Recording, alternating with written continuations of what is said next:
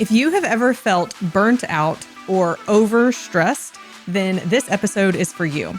According to a recent Gallup survey, 2/3 of workers across the world said that they were burnt out. That is way more than half, 2/3. So it is a high likelihood that if you are employed, whether part-time or full-time, that you may already be feeling symptoms of burnout.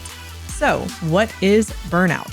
How does that relate to stress? How does that relate to cortisol?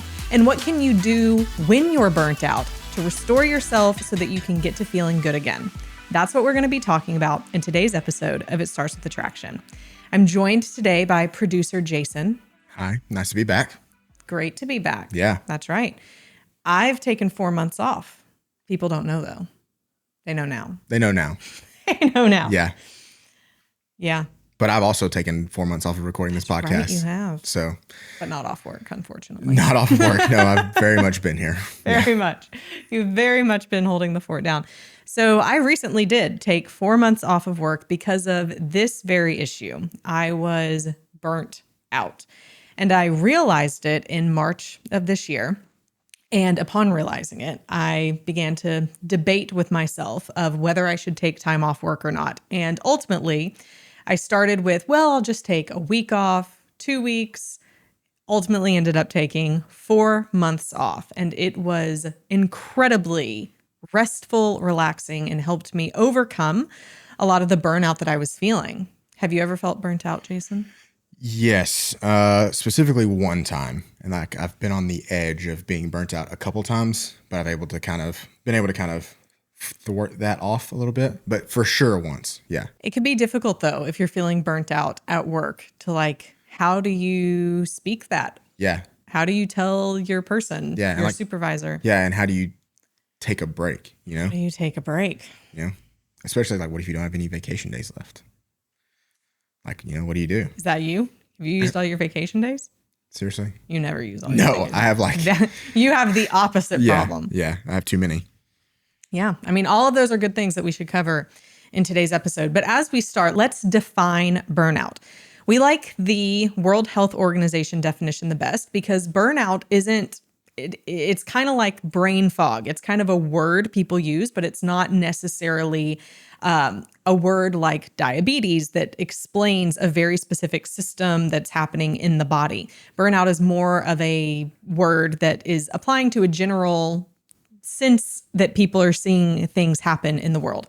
So according to the World Health Organization, burnout is a syndrome that's conceptualized as resulting from chronic workplace stress that has not been successfully managed. It's typically characterized by 3 dimensions. The first one is feelings of energy depletion or exhaustion. The second one is increased mental distance from one's job, feelings of negativity or criticism related to one's job. And the third symptom is reduced professional efficacy. So you just aren't being as effective as you used to be in the role that you have. Those are the 3 symptoms. And while it specifically says in that definition that it's a workplace related type of stress, I believe that it could be related to academia and even super high level volunteer positions. Oh, 100%. 100%. Absolutely. Yes. Anything where there's a lot of demands of you and it's taking a toll on you to meet all of those demands that you have. So talking about burnout, what leads to burnout? Well, this led our research team to look into the cortisol. There's mixed reviews and mixed articles, scholarly articles out there deciding and kind of defining whether or not burnout happens from high cortisol or if burnout occurs because your cortisol was high for so long that your body ultimately stopped making enough cortisol. So actually burnout may be more associated with low cortisol. There's not a standardized answer to that. There's definitely 2 camps. So the answer to that is we don't know, but we do know that cortisol plays into it in some way. So let's talk about how cortisol plays into it. So we're talking here about the glucocorticoid hormone. Say that 5 times fast. I can say it once. Say it once. Glucocorticoid. Glucocorticoid. It's like when you're sitting in church and the pastor's like, sharing their knowledge of a Hebrew word, and everyone has to pronounce it. Yeah.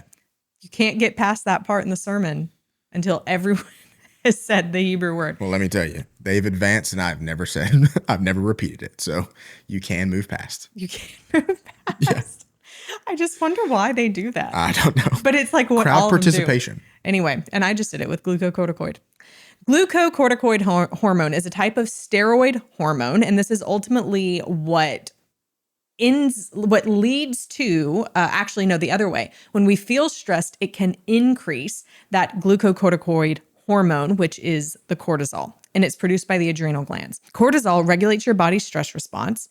It helps control the body's use of fats, proteins, and carbs and regulate your metabolism. It can suppress inflammation, regulate blood sugar, helps control your sleep-wake cycle. Cortisol is actually when a healthy person is assessed, cortisol should be highest in the morning when you first wake up. That is what actually prompts your body to wake up. It's kind of I don't know if you would say it starts your circadian rhythm, but in your circadian rhythm, your cortisol rises, and that's what wakes your body up. And then through the day, your cortisol should decrease to where it should be the lowest before you go to bed at night. And all of that correlates with melatonin production and all of those types of things. So then when someone has high cortisol, and especially chronically high cortisol, they can experience weight gain, they can experience muscle weakness, high blood sugar, high blood pressure, because cortisol, when it's healthy, it regulates all those things. So then when the cortisol is always too high, it's like your body is always in fight or flight. It's always ready for the tiger to attack, if you want to think of it in more of that Paleolithic way that people kind of always talk about it.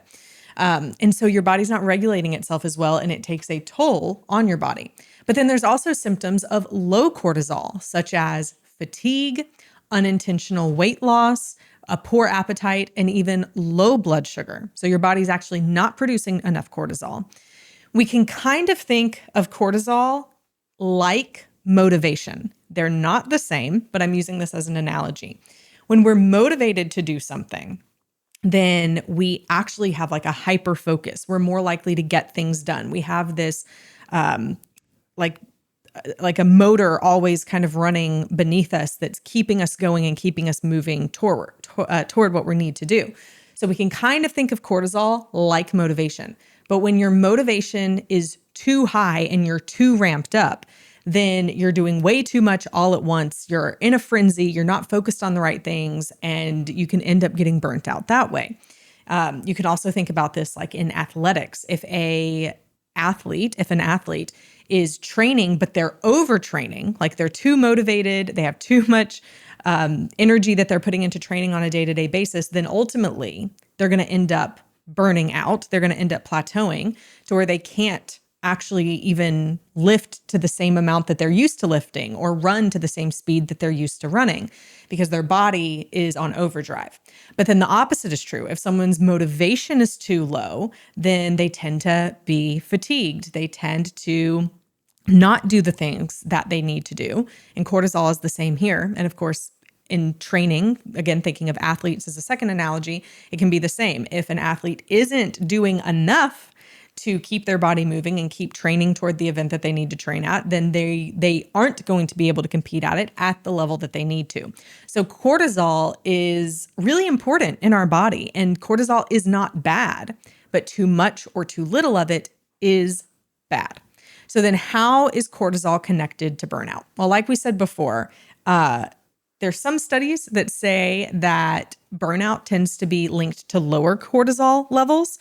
So the thought behind that, at least the thought that Jason and I have come to the agreement, and so it must be right, is that when someone gets to the point of burnout, they have had so much high stress for so long that their body stops making cortisol.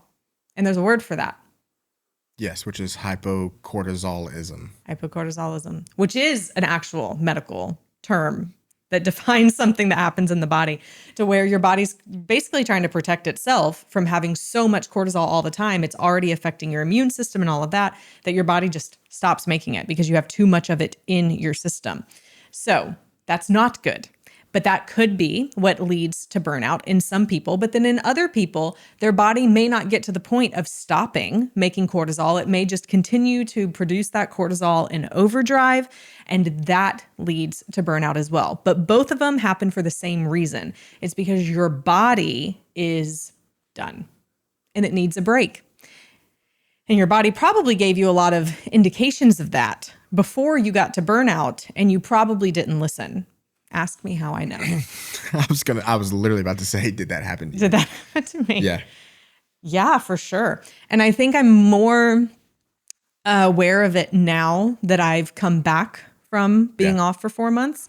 The conversation that Jason and I were having before starting this. So this is my first week back in the office as of filming this, and I'm filming this on a Friday.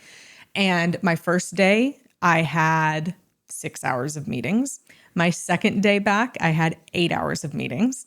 Honestly, I don't remember my third day. Just a blur. It's all a blur. Like yesterday, and so it was just too much. Like I ultimately ended up coming back in like full speed ahead, the things that got me to the burnout state. So even coming in here this morning, I was like, no more recordings on Friday. recordings on Fridays. I already feel burnt out after 1 week. Not really, but I'm feeling drained. And that's the feeling. It was a feeling during my sabbatical. And I know the feeling within my body. And it's this feeling of like pressure and expectation within my chest that at the same time, I begin to feel really tired when I think about it. Like that's the feeling in my body that I have to be aware of that was leading to burnout. But instead of listening to that, I just kept pushing through and kept pushing through for 12 years. And that got me to where I was. But now I'm back. Yeah, now you're back. But now I'm back. All right. So then what is the next thing that we need to know? Why or what does high stress do to us physically, mentally, and emotionally? We love talking about our pies, the 4 areas of attraction on the podcast. Physically, intellectually, emotionally, and spiritually are those pies. That's what pies stands for. And so burnout and high cortisol, this is what it can do to us in the areas of our pies. Physiologically, stress can cause structural changes in the brain. I cannot tell you how many times my mother, my sweet, loving, amazing mother, has called me in periods of high stress in her life and said, Kimberly, I just forgot something. Is something wrong with me? And I say, yes, you're stressed out. That's what's wrong with you. It's true. When we are stressed, we forget things. The first week that I was on my sabbatical, I went to go pick up groceries, something that I have done hundreds of times in my car. And when I got there and the guy came up, he was bringing my groceries out. I rolled down the window and he said, where do you want your groceries? And I said, well, before I said anything, I was thinking like, I want them in the trunk. And I started looking around my car, and for the life of me, could not remember how to open the trunk of my car. Literally. For 20 seconds, he just watched me sit in my car and look around with this terrified look on my face of I feel like I'm having amnesia right now. I have no idea where this button is to open my trunk. So finally I said, just put him in the back seat. And it was about 10 seconds after he started putting them in that I finally found where the button was to put the groceries in my trunk. But it was the craziest feeling. And as someone who suffers from anxiety, I was like, something's wrong with me. I already have dementia, 34 years old, send me to memory care. But at the end of the day, well, actually immediately, I called my parents and was like, something's wrong. And they said, Kimberly, you're just stressed. And that was true. I was just stressed. I did remember. I've never forgotten since where my trunk is in my car. Or I knew where the trunk was. I didn't know the button to get there. But that's what stress can do. You can end up because ultimately stress can cause atrophy of the brain, which sounds bad because it is bad. Declarative memory disorders, reduction in spatial memory, just not being able to remember things not being able to remember words that you're trying to, you feel like a word is on the tip of your tongue, but you just can't place it. These are all symptoms of burnout. It can also cause changes to your cognition or even to your mood. And there's a note here that mild stress improves cognition, but too much stress causes cognitive disorders. So, Jason, what is considered mild stress? I don't know. I think it's different in every person, I think. Yeah. It has to be. Yeah. Do you feel like there's a certain amount of stress that you thrive under? Personally, yeah, 100%.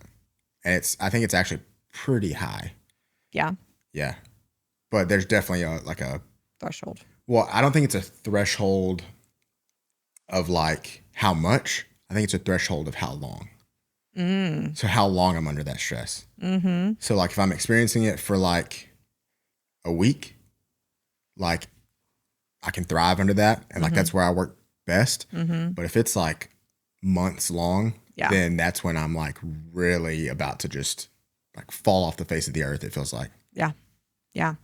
Mild stress is motivating. It's because it's that little bit of similar to like how cortisol wakes you up. It's that little bit that prompts you to go and to do.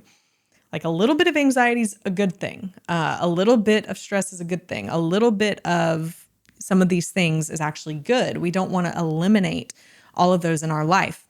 As of the time of recording this, the Olympics is currently going on, is about to end.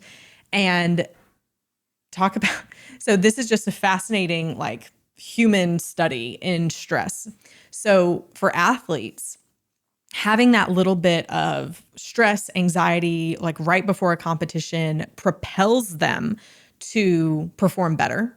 But too much of that, like too much feelings of expectation and fear of not performing well, that can completely take you out of performing well. Like you can get so in your head that you can't. That happened to Simone Biles. Was it 2 years ago or 4 years ago? It was in Tokyo. Okay, 4 years ago in Tokyo. She, like they called it the twisties. Like she was too in her head. Mentally, there was too much stress to where she knew she could not perform well. And so she called out, and rightfully so. That was the right decision for her. And of course, she came back this year and dominated like she does. But like athletes at that level, they have performance measurements, mental performance measurements in place where they keep themselves grounded. Like they have to do a lot of breath work, a lot of visualization of just seeing them. In fact, the guy, Steven, whatever his last name is, can't pronounce it, but the pommel horse guy for the Olympics team, like so many people talked about how he looked like he was sleeping during the 5 different men's gymnastics sets because he was just waiting for that 6th set that he would do his pommel horse in. But what he was doing was visualizing himself doing the routine over and over and over, which is a very powerful aspect of performance psychology. And so all of that to say that there's a level of stress, and I do agree with Jason that it's different for every person based on what they have been exposed to in the past and thrived through as to what level of stress they can then handle in the future. But even then, there's a breaking point, and you don't want to get to that breaking point because then it can cause severe stress, which can lead to burnout. And severe stress can halt the secretion of growth hormone, which is interesting. Do you know what growth hormone does? Growth hormone does. It grows you. I don't know. Grows you. So what about for a 25-year-old or a 34-year-old or a 60-year-old? I'm 26. Or a 26-year-old. What does growth hormone do? I have no idea. I'm not 100% sure either. Oh, okay. But here's what I know. It does help you to, it helps recover and rebuild your muscles when you sleep. Growth hormone is, I believe, highest when you sleep, and it does a lot to keep your body strong and healthy as you age.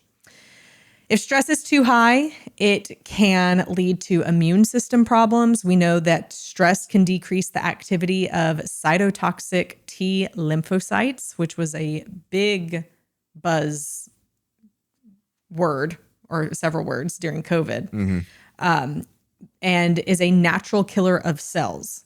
Stress is a natural killer of cells because it decreases that cytotoxic T lymphocytes and can lead to growth of malignant cells, to genetic instability, to tumor expansion. So could high stress lead us to be more prone to cancer? Maybe. Maybe. We're not doctors, so we don't know, but it could be from what we're seeing here. Stress can affect your appetite. It can affect your GI system to where you have like all sorts of GI issues and on and on and on. Stress at the end of the day is bad for you physiologically. Yep. But it can also affect your mood and it can affect your emotions. There was a study from 1989, represent the year I was born, from Bolger et al. And it looked at several different married, 160, more than 160 married couples to survey their stress and to survey what things in the home led to more stress. And what they found was that looking at both the men and the women, that women tended to have slightly higher amounts of daily stress than men. I'm not at all surprised by this. Are you? I don't know. You don't have anything to compare it to, I guess. I don't. I don't. Growing up, did you feel like your mom was more stressed or your dad? Oh, my mom, 100%. 100%. And she's going to watch this. Sorry. But Love you, definitely, Mom. definitely my mom. Yeah. Definitely. I think we just take so much more on. Like, Yeah. not even that we necessarily need to take on. We just feel a heavy responsibility for many things, especially when it comes to like social relationships and childbearing and things like that. This study also found that men are significantly more distressed by financial problems than women. Home overload was associated with significantly better mood for women, but again, worse for men. For women, mood was better on stress-free days following a stressor than on other stress-free days. Mood is worse on later days of a conflict stressor series than on later days of non-conflict stressor series. I don't really know what that means. Mood is worse the longer that there is a stress, like let's say a husband and wife are in a fight and it lasts a full week, like more towards the end of that week, if it hasn't been resolved, it's going to be more like the mood is going to be worse. Oh, yeah. Okay. I get it now. Makes sense. It was a lot of words. I couldn't. It is a lot of words with a lot of dashes between Yeah, I know. words And I was to like- try and put them I was together. like, I can't comprehend this right now. Yes. And then with conflicts with children, women are in a better mood on the first day of an episode, but men are in a worse mood, which I think I agree with that, like from experience. Mm-hmm. And then interpersonal conflicts are the most upsetting of all daily stressors, which I don't think that surprises me at all. I don't think it surprises me either. So when you're having a fight with your daughter, your son, your husband, your wife, your best friend, those are the biggest stressors that people experience, or fearing that someone's mad at you or angry with you. Like those are the things we tend to worry the most about and can keep our stress up, which is not good. But if it's with your marriage helper can help you. Another way that high cortisol affects us is through our mental health. There was a study done in 2005 of nearly 2,000 employees, and they were given a variety of tests, and really what they were looking for was job stress. And ultimately, what this study found was that mental health problems were significantly elevated when people had newly emerging job stress. So all of a sudden they were becoming really stressed out at work, or they had been stressed out at work for a long period of time. For men, the recent onset of a stressful experience at work is associated with the highest risk of poor mental health. And for women, it was more so with the continuously high stress. So women tended to be able to handle short-term high stress well, but not long-term. And it was kind of the opposite for men. But probably the key finding was that employees with continuous job stress over a 1-year period and those with recently evolving job stress were at a higher risk of developing poor mental health compared to the control groups or the other groups that they studied. So then with that as the result, what would you say is important to note, Jason? Yeah, I mean, it's true. And I think like even from personal experience too, like I know that's 100% true, because the more stress that I'm in for like I said, a longer period of time, and maybe it's like for over a week, maybe it's over a week. Like I start feeling really anxious. Mm-hmm. So yeah, I mean, I 100% can attest to this personally. Mm-hmm. Do you speak up when you're under stress at work? No, I don't. Sorry. So what are some ways that you could speak up when you're stressed at work? Probably start with actually opening my mouth Actually saying it. Speaking up, saying something. What's the fear Yeah. behind it? Or is there a fear? I don't think there's a fear. Maybe there is. I don't know. What's the fear? I don't know. These episodes always get so introspective of me. I don't know. I think it, like, I want to feel like I am like good at what I do and can perform the task well, like by myself without having to ask for help or anything. And so I think that might be where it comes from, where a lot of the stress comes from. Got it. So it's more so of an internal buffer holding you back from speaking, not you're scared of getting fired. No, it's very much an internal, like internalization in my head.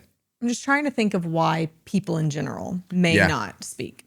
And I think for some people it may be fear of getting fired. Like if I admit I can't do all of this, they don't actually care about me. They're just going to replace me. Yeah. Which you probably need a different job at that point anyway. Yeah. Or probably what you said, like, I want to be able to do it. There's this internal drive and expectation of myself, but. Yeah.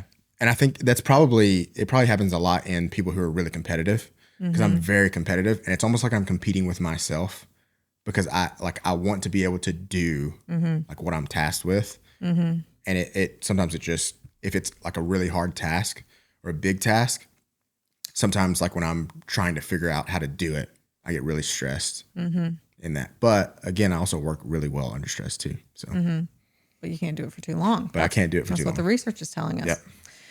Another study said that exposure to chronic or everyday stress in financial, occupational, or personal settings, so basically with your money, with your job, or with your family, alone or in combination with acute stress exposure, is more powerfully predictive of major depressive disorder than just acute stress exposure alone. So if someone is feeling stressed financially, at work, in their family, and then they get a diagnosis, and then their hot water heater goes out, and then they don't get the promotion at work, then you are at kind of like the sparks are going to fly for the highest likelihood that you might also sink into depression. Because, and I'm sure this has something to do with the way that the chemicals in your brain are firing. That's probably also correlated to stress. We know that serotonin is affected when someone is depressed. And so that is likely also playing into this. We know that stress also can trigger the first manic or hypomanic episode and predict future occurrence or recurrence in bipolar disorder. I had forgotten this until we were reviewing this outline for this show, but I remember in my abnormal psych class hearing that as like a 20-year-old, like in your late 20s to 30s, like that's when bipolar disorder typically presents itself in a person, and it's typically done by like an incredibly stressful event. And I was like, I can never get stressed out. And that, of course, is not true or cannot happen. But there's a lot of great help out there and support for bipolar disorder, but high stress can cause that to happen. We also know that historical exposure to chronic stress is a predictor of developing PTSD following trauma exposure. So think of all of our service members and the things that they are continually exposed to on day-to-day, week-to-week basis, especially when they're deployed, but not only when they're deployed. Many people don't know that there's actually a lot that military members do in their training here stateside that can be very trauma-inducing. And so having all of that and just having that kind of mindset that you have to be in all of the time for law enforcement, for many different high, like where people's lives are at stake in the work that you do, air traffic controllers get very stressed out, have a very stressful job and what they have to do. And so experiencing that for long periods of time is a higher likelihood that if you do experience another trauma, you are more likely to have PTSD from that event. So all of this to say, You're not alone if you're experiencing any of these feelings, and it's important to get support and treatment and help. There are a lot of great things out there. So, to summarize, we are affected physiologically when we're under high periods of stress in the way that our body works, our mind, in the way that our mood is. We're more likely to experience anxiety and depression, more likely to experience interpersonal issues in our families. We are more likely to feel burned out at work, or if we are burned out at work, it's more likely to translate into possible issues in our home life. All of this is important for us to focus on. So then what can we do to overcome elevated stress and burnout? So the first thing that we can do is weekend activities. Instead of just sitting around and watching TV, although that could be a weekend activity that you do, going out and doing something to actually like reinvigorate you, or staying in and doing something that can reinvigorate you, is a great way to combat burnout. There was a study done in South Korea that looked at about 300 employees and asked them the kinds of things that they did over the weekend and how it ended up affecting them. And what the study found was that weekend activities were positively associated with psychological well-being. Weekend activities reduced work stress. And also what they found was that high recovery experiences lowered job stress. So there were some items that were considered more low recovery experiences, such as watching TV, reading magazines or books, or listening to music. All good things, but maybe not the level of intensity and enjoyability, if you will, that people actually need to truly recover. So some of the other items that they recommended that people do were social activities. That could be going to church, that could be going to concerts, it could be other social activities, girls' night out, guys' night out, dinner with friends, date night. All of those things are important. But it could also be physical activities, sports and leisure. So going out, kicking the soccer ball, going for a run, doing CrossFit if you dare, going camping, playing volleyball, mountaineering, whatever that might be. Climb that mountain. You think that's what it is? I Mountaineering, hiking, who knows what it is. So physical activities, again, like this is very much in line with what we teach with the pies, doing things to better yourself physically. Intellectual activities was another thing that they looked at. Learning a hobby, having job-related learning. So there's a individual on our team at Marriage Helper who currently in his free time is learning Python, the coding software or script, to create his own program to do something that doesn't exist that we need done at Marriage Helper. He's doing it because he genuinely wants to and enjoys doing it. So for him, that is a recovery type of activity, but it's also helping him in his job, but he wants to do it. And I think that's the key here. Or even like going back to school, going and learning something on the weekend. Maybe you want to learn Spanish. Maybe you want to finish some college classes. All of those can count in this as well. So we have physical, intellectual, emotional with the social gatherings and things like that, and spiritual, all as ways that we can recover on the weekends, decrease our stress, and avoid burnout. For recovery, would you not recommend someone to just lay in bed all weekend? That's really what I want to do and do tomorrow. nothing. That's really so it's ironic that we're talking about this, because as I was getting ready to come here today, my husband was like, "What are we doing tomorrow?" In my mind, I was like, I am laying on the couch. I am going to binge watch something. Hallmark Christmas movies aren't out yet, but that's like what I want to do. And he said, I really want to go to the zoo. And I was like, oh my gosh, like the last thing I want to do after this week is go to the zoo. But it's probably the best thing. Like, it would probably actually be better for me to go to the zoo and not just lounge around. I do think that there are times where like you can take a couple of hours on a Saturday and just like lay there, and that's needed. And sometimes you need to listen to your body. But I think if you take your whole weekend and just lay in bed, it's not going to actually refill you. Yeah.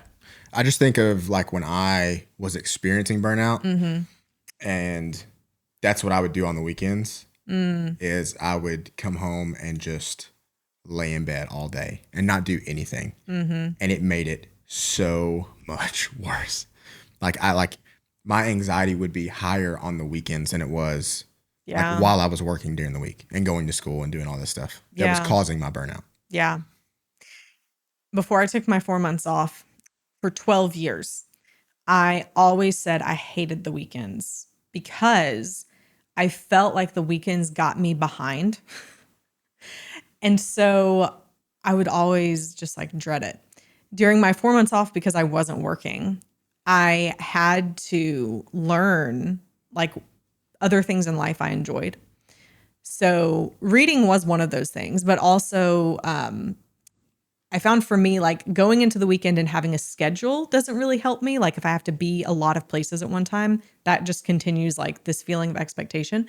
But having a general sense of like things that I genuinely want to do or experience or get done, that was really helpful in just like having something to look forward to for the weekend that wasn't going to keep my mind thinking about work or different things like that, but could like get my mind into a better place. So actually for me this past weekend on Sunday, I got into a rhythm of cleaning.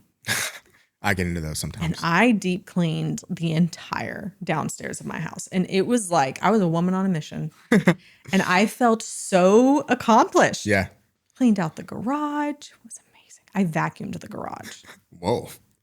I work out in my garage though. So Oh, it's like okay. it has to Yeah. be clean. So yes, like I don't remember your original question. Did I even answer Don't it? lay in bed. That was Yeah. the question.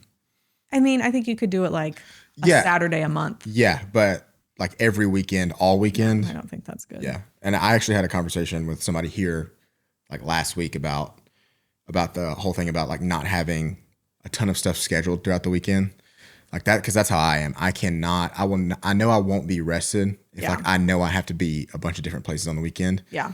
If I just go into the weekend knowing that like, oh, I kind of want to do this and this and maybe this, but then like not feeling any guilt if I don't do any of them. Yeah. Like if I just kind of do my own thing Yeah. and just rest. So Yeah. In the spring, both of my kids did soccer and both of their soccers were on Saturday at different times. And I was like literally 6 hours every Saturday was me taking one of them, bringing them back, taking the other one, bringing them back. And so I know that families have like different views and opinions on this, but for our family, what we've decided is we want our kids to be involved in extracurricular activities, but not to the extent that it like overburdens our family or takes away our family time. So we like even switch what they do, or at least the places they do it through, so that it better fits having an open schedule yeah. on the weekends. Yeah. So the second point of what you can do to decrease stress and avoid burnout is progressive muscle relaxation. There was a study that looked at 200 nursing students done in 2021, and it guided them through this progressive relaxation, which I'll instruct you on how to do it in just a minute. And what they found was that clinical stress decreased in students who performed progressive muscle relaxation. Therefore, there's evidence that it is helpful and you should do it. So here's what it is. And honestly, you could probably Google a ton of things on YouTube look up on YouTube a ton of different progressive muscle relaxation prompts and guides. But for an easy way to do it, you can do it sitting in a chair, you can do it laying in bed. A lot of people do it before they go to bed. And honestly, what you're doing is you're starting at the base of your body. So you're starting at your feet and you are intentionally thinking about that part of your body. So you can either do both of your feet at one time, or you can think about like your right foot. And so what you want to do is you want to focus on your foot and you want to squeeze all of the muscles in your foot as hard as you can and hold it for anywhere like 5-10 seconds. And then you want to release it. And then you'll do it on the other foot. If you're doing it unilaterally or if you're doing it together, then you just do both of them at one time. And then you slowly go up your body. So you think about your ankles. You might be thinking, how do I just tense the muscles of my ankles? But you would be surprised. Like I'm sitting here doing it right now. So you think about your ankles. Then you think about your calves and you just intentionally think about that part of the body. And you're breathing as you do it. and you're tensing and you're relaxing. So it's kind of a meditation type of experience. You're not trying to like check things off your to-do list in your mind as you're doing it. You're actually thinking about how your body feels as you're tensing and as you release. You go up to your knees, then your thighs. You can do your hips, you can do your glutes, you can do your abs, you do your chest. Then you want to do your arms, so you can do your hands, you do your forearms, you do your biceps, you can do your shoulders. And then you want to think about like your back, your upper back. So you want to tense that going up into your neck and then going up to like your head and thinking like even just thinking about the top of your head. And you go through that and you can do it multiple times. If you do it slowly, like you're supposed to do it, where you're focusing on each area for about 10 seconds, holding, releasing, it should take you anywhere from 3 minutes all the way up to 10 minutes. And this is a very relaxing thing to do that also actually helps release tension in your body because you're tensing those muscles and then you're letting them go. Have you ever done progressive muscle relaxation? I have actually. And it is like a miracle worker. Like if I can't, if I can't go to sleep, I'll do this from time to time. And it's like not immediate, but I feel so relaxed when I'm done. And then I've done it a couple times when I like am really stressed out. I'll go and like sit down somewhere and do this. And it makes me feel so much better. So much better. Yeah. Another thing that you can do is mindfulness. We've talked about mindfulness a lot on the show. There's several other previous episodes that I'm sure we'll link to in the show notes that you can go and listen even more about mindfulness. But honestly, there's a lot of things that you can do and be mindful while you do them.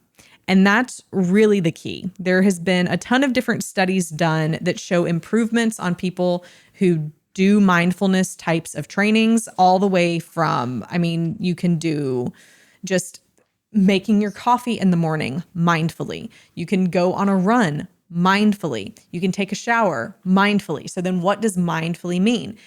It means that you're actually focusing on what you're doing as you're doing it. Every morning I make coffee. And I'm not just talking like I go to the Keurig. I am a coffee snob. So I have whole beans, my grinder, I have a Chemex, I have a reusable cloth filter for my Chemex. So every morning for me, if I were to make if I were to make coffee mindfully, this is how it could look. I would turn on the hot water. I would be thinking like I would look at the steam coming off of the water. I would put my filter under it because you're supposed to get it wet. And I would look at how the water is hitting the filter and how it goes through. And I would think about it as I was doing it. I would place it into my Chemex.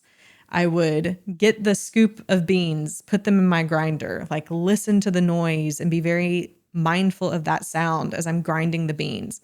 As I take it out, I would be intentionally inhaling what that smells like as I'm pouring the ground coffee into the Chemex. As I'm boiling the water, I would actually just be watching and waiting for the water to boil, only focusing on what I'm doing as I'm doing it. How I typically make my coffee is like I'm going through all the motions, but I'm thinking about what I need to get done today, what I did yesterday, what I did wrong yesterday, all of those things, unloading the dishwasher, like I'm doing many other things at the same time. But you can practice mindfulness in anything that you do. So here's an example of today. So I said that like I'm already feeling high stress for my first week back in. And so I was doing my workout this morning, and I typically work out with my music or listening to a podcast or something like that. But today I knew I needed silence. So in today's workout, it was just nothing. I had nothing. I was focusing on every move as I was doing it. I was just really using that time to just be really mindful about how my body felt, how I was doing the different moves I was doing. And it was so calming. So if you want to include a mindfulness practice in your day-to-day life, you don't have to carve out 30 minutes to sit on a bolster in your living room. All you have to do is choose something that you can do mindfully. If you were going to choose something to do mindfully, Jason, what would you choose? It's a great question because I don't like coffee really. Such a travesty. Yeah, I don't like the taste of coffee. If I have to make coffee, it would be like a very sweet, chocolatey version of coffee.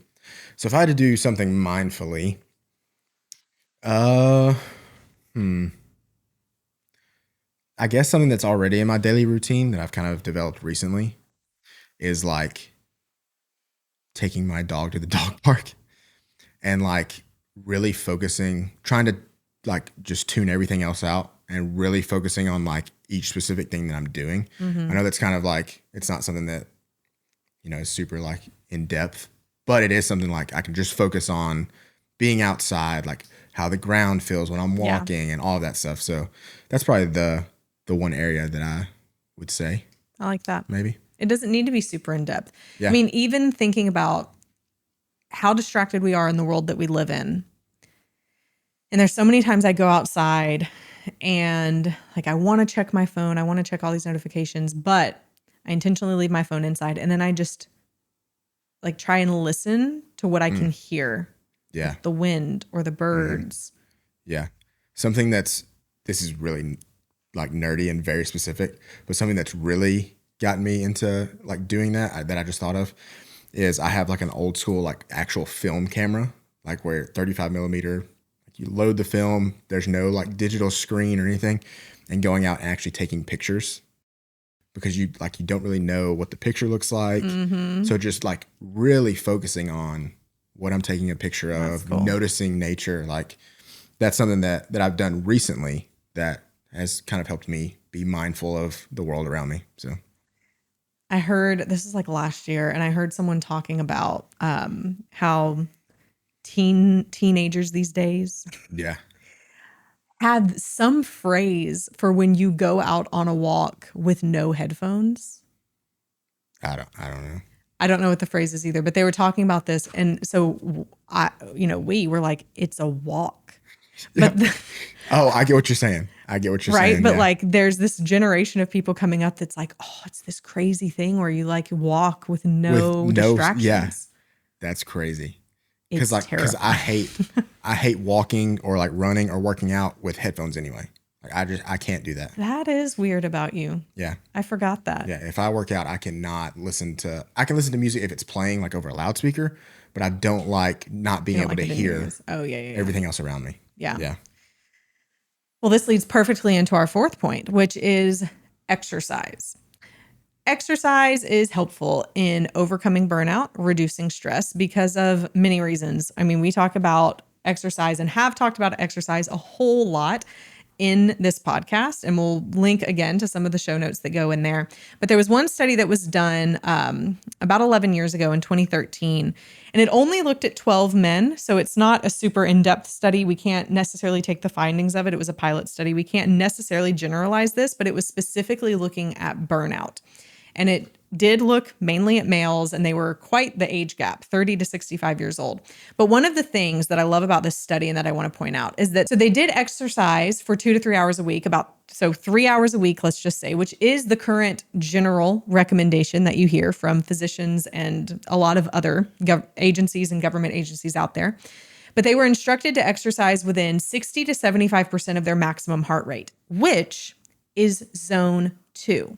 So if you've been hearing a lot about zone 2 in different podcasts on YouTube, maybe you haven't heard about it yet, but it's kind of the new phenomenon or fad in the exercise world. It's all about your zone 2 training.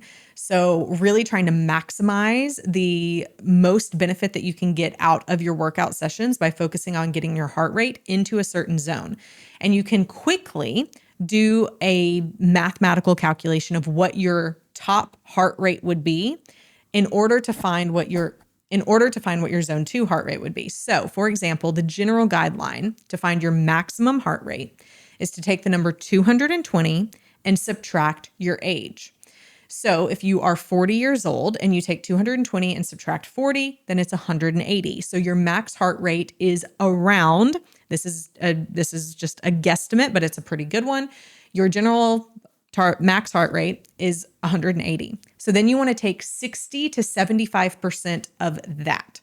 So of 180, 60, it's going to be around 130 to 140, 145. I think Jason's doing the math right now. 60% of what? 180. It was 108. Nuh-uh. That's so low. Okay, so we're looking at 108 to, and then what's 75% of 180? 135. So if your max heart rate is 180, then your zone 2, 60 to 75% of that is going to be anywhere from 108 to 135. So getting your heart rate in between those two. Now, if you have an Apple Watch or some other wearable, then you can program your Apple Watch to where it will show you the zone that you're in, or at least tell you your heart rate during that workout. But the idea here is that you want to do a steady state. So what is steady state? You're either biking the whole time, you're on an incline treadmill the whole time, you're walking the whole time, and you're keeping your heart rate generally in that zone. And it's very effective. Like, it's not just a fad in the sense of like, oh, it's here today and gone tomorrow. There's a lot of really good research around why you would want to get 2 to 3 hours of zone 2 steady state aerobic training every single week. And it was found in this program as well. So the results of this was that the participants significantly reduced burnout symptoms after doing this over a 12-week period. And participants experienced reduced feelings of emotional exhaustion and less depersonalization. So they actually got like their joy for life and things like that back after the 12-week aerobic exercise program. So it was good. Doing zone 2 was good. Yeah. Have you ever done zone 2? I mean, not like specifically. Yeah. Yeah. Like you haven't done a plan. No. Mm-mm. I feel like this is such an easy entry point for every single person. Yeah. Whether you work out or not, you have to work up. Like if you haven't been working out, you need to work up to the 2 to 3 hours a week. But even just starting like 20 minutes a day, 3 days a week in that zone 2, and maybe you start at like the lower end of that zone 2 based on, you got to calculate your max heart rate and then calculate 60 to 75% of that, is such low hanging fruit. And it can really, doing this in a year, over a period of a year, you can see amazing gains and benefits in your first year if you haven't been training zone 2. Like it's just so easily movable.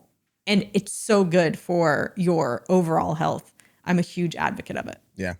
In my Whoop band, that's like anytime you do an activity or like it registers an activity, like what it shows you, the first thing it shows you is your different, like your zones. Yeah. And it, like how much, it is recommended for zone 2.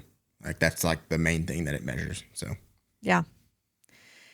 The key is though, doing it at one time. Yeah. So you get those steady state benefits by doing it for eventually 45 minutes to an hour at one time. But it's just so good. Highly recommend. Bottom line. We're not going to talk about strength training in this episode, but of course, strength training is super helpful for reducing stress and avoiding burnout. But the other thing that is probably no surprise is sleep. Always comes back to sleep. It always comes back to sleep. In the 4 months that I was off work, I slept easily 9 to 10, sometimes 11 hours a night, to the point that I was like, something is wrong with me. Like I'm too sleepy. I'm sleeping way too much. You're just exhausted. I was exhausted, and it was so nice to sleep that much. And then it was so funny because as soon as I was like gearing up to come back to work, it was like up at 6, up at 5:30. Like I didn't even try. It just did it. But there was a study that was done in 2012, 388 IT employees, which they're up all the freaking time. Yeah. And ultimately, what this study found was that too little sleep, less than 6 hours a night, was the main risk factor for burnout. Less than 6 hours of sleep a night, like burnout's the last thing I would be worried about for the health and well-being of these people. There's so many things happening in their body that are just like crying out for them to get more sleep. I am now over 6 hours a night. I am so proud of you. It was like 4.5, wasn't it? Yeah. It's like, I can't remember. My average is like 6.5 to 7. So it's gone up quite a bit. It has gone up quite a bit. In what time frame? When did you start focusing on it? 4 months ago when we recorded the last batch of episodes. There was another thing that you were going to focus on. It was screen time. Yeah, that. We might as well just not talk about that. And what you did as soon as you woke up in the morning. That has changed. So you're not turning over and looking at your phone. No, that has changed. That's great. Yeah, I've at least not done that. Yeah. The first thing I do now is I get up and go for a short walk. That's fantastic. Yeah. I mean, obviously I have my phone with me, but I'm not going to social media first. Yeah. Well, that's a huge one. Yeah. My screen time still sucks because at nighttime, that's what I'm just on my phone so much, but definitely not in the morning. We just need to get you to 8 hours average of sleep. Yeah, I know. I do still average 8 hours of sleep now. I go to bed at like 9, 10. Yeah, I'm slowly making my way up, but slowly. You'll get there. And then the final point of what can help is vacation. And I am not going to argue with this one. Although ironically, we didn't really take a vacation of the 4 months that I was off.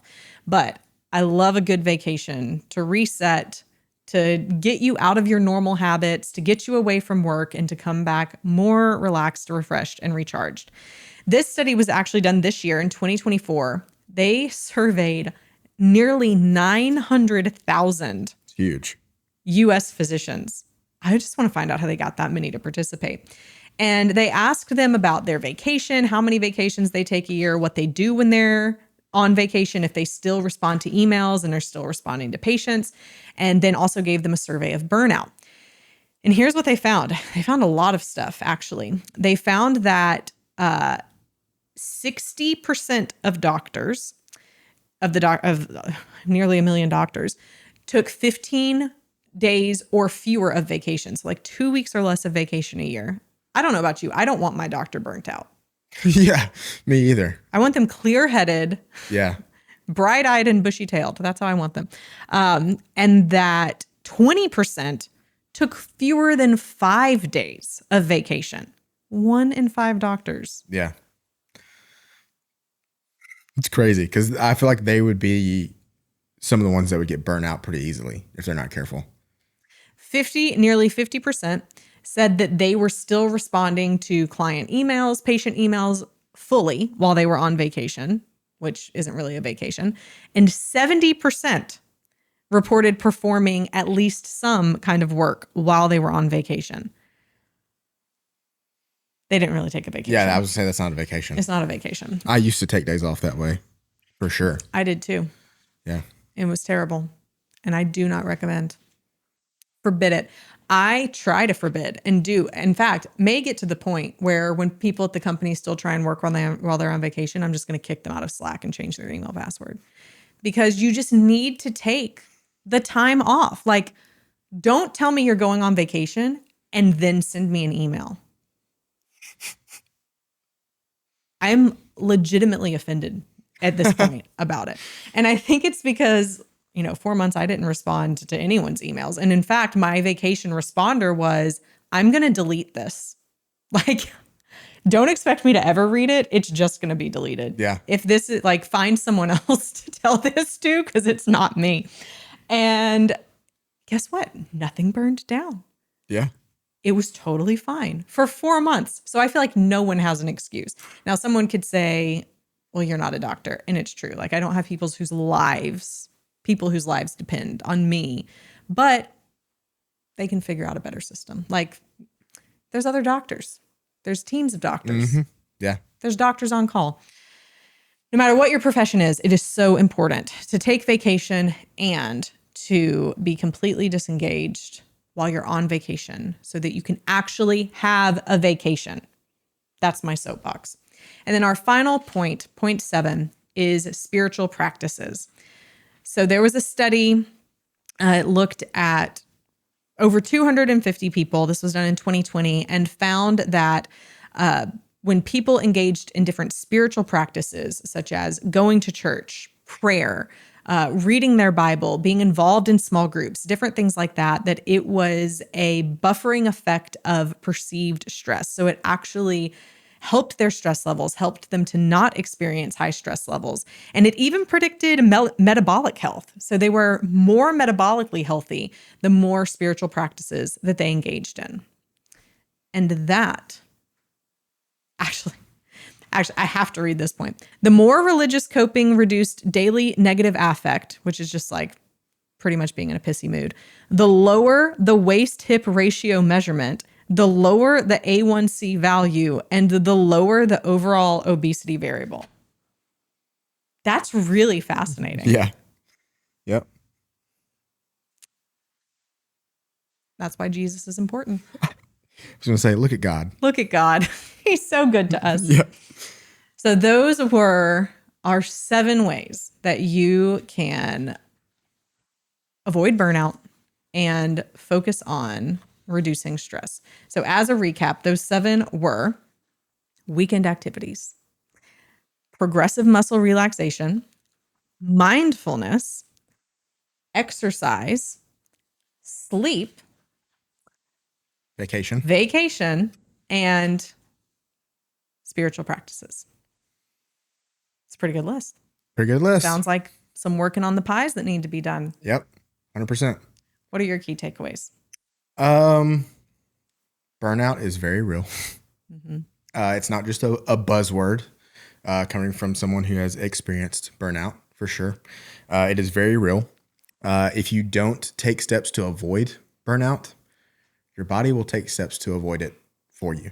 Mm-hmm. Not even avoid it. You will be in burnout and your body will just shut down. Yeah. It will burn out. It will. Yeah. That's exactly what will happen.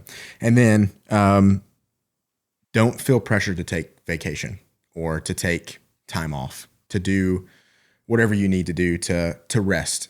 Because if you're burnt out, it's going to reduce the value that you're able to give to other people in the world. And that's not what we want at the end of the day. So no pressure to take time off. You got to prioritize your own health. Mm-hmm. Absolutely. Another great reason of why it's important that we work on our pies, becoming the best that we can be physically, intellectually, emotionally, and spiritually, helps us to decrease stress and it helps us to avoid burnout.